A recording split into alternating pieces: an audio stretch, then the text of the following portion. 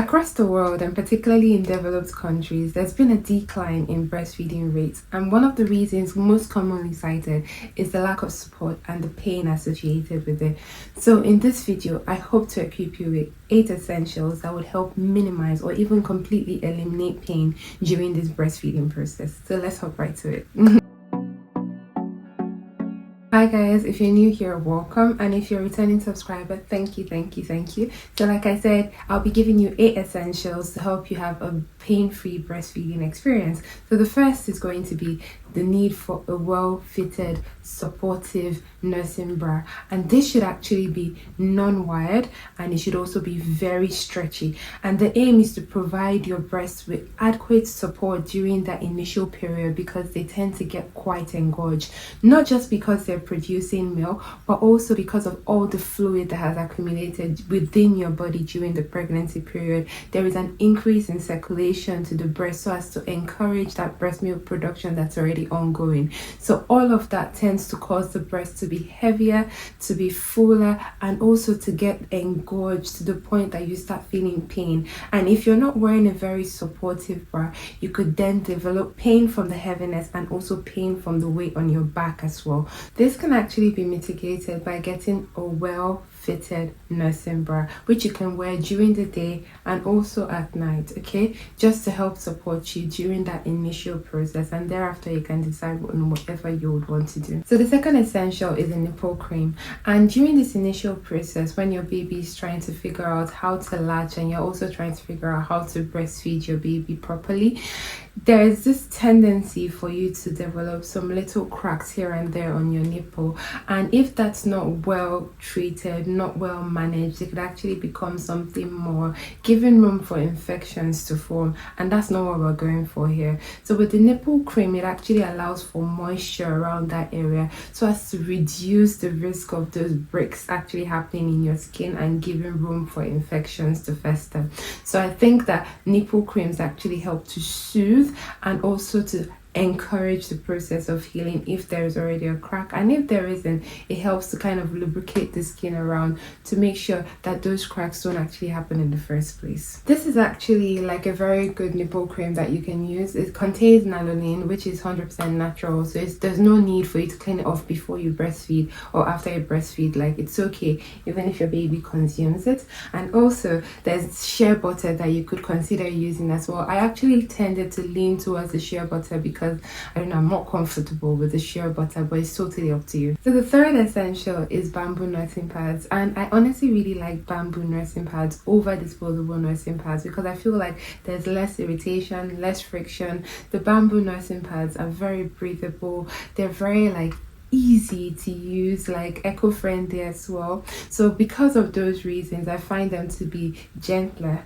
for my very sensitive skin. So if you have sensitive skin like me and you're prone to having irritations, prone to having breaks, I feel like it will actually be very good for you to go with the bamboo nursing pads. So the fourth essential is silver nipple cups, and this is beautiful because it is antibacterial and also has healing properties. The silver helps to speed up healing whether you have a cracked nipple or whether you have sore nipples. So immediately after each feed, you can just put a drop of breast milk and then apply over the nipple area and you're good to go. So as it's applied there, it helps encourage the healing, the soothing process as well. So that's one thing to consider. So the fifth essential is comfort. You just need to make sure that you're comfortable while breastfeeding your baby. During that initial period, there's a need to draw baby in closer to help support baby, particularly when baby is still trying to figure out how to latch. And that can prove very inconvenient on your back and even on your arms. So whether it's a breastfeeding pillow, whether it's a regular pillow in your house, just make sure you assume a comfortable position every time you're breastfeeding to encourage that ease, that relaxation, that even aids with breast milk flow as well.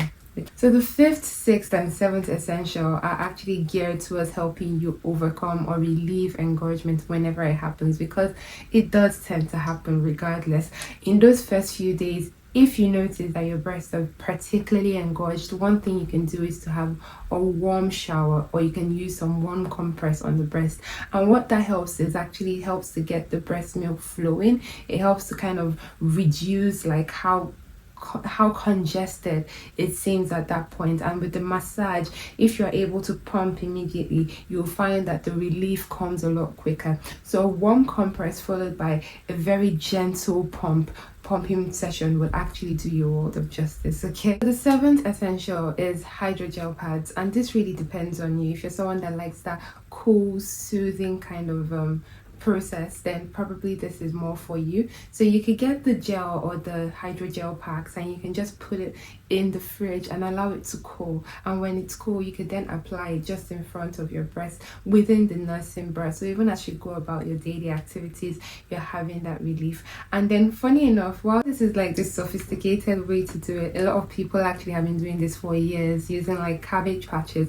So you can just peel like 2 leaves of a cabbage, wash it, put it in the fridge, and once it's cool, do the exact same thing, and the relief is beautiful, and you don't have to spend money, like a huge amount of money. A cabbage is probably less than £1. So the eighth essential, the last but not the least, is pain relief. I know that most people tend to be able to power through the pain, but if you feel like you can't power through, so much is going on at once, you're probably recovering from vaginal delivery or cesarean section or forceps delivery, whatsoever you're recovering from, it's just too much to take this breastfeeding pain on board as well, then feel free to take some ibuprofen. It's not secreted in significant amounts to affect your baby, so it's always something that you can reach for to allow for that relief, or you can even reach for some paracetamol as well. But I think ibuprofen is a lot better because it has the anti-inflammatory property, and what you're going through in its own way is some inflammation, some increased fluid production within that area. So I think that that would actually do you some good if you take the medication on time and make sure that you're not allowing for significant room for the pain to build up and overwhelm you before you take the next dose. All right then, so these are the 8 essentials. I hope they help you, and if you maybe have any other thing that's helped you that I've not listed here, please put them down below for the mamas out there. Let's help each other. All right then, if you like this video, please like, share and subscribe. Thank you. Bye.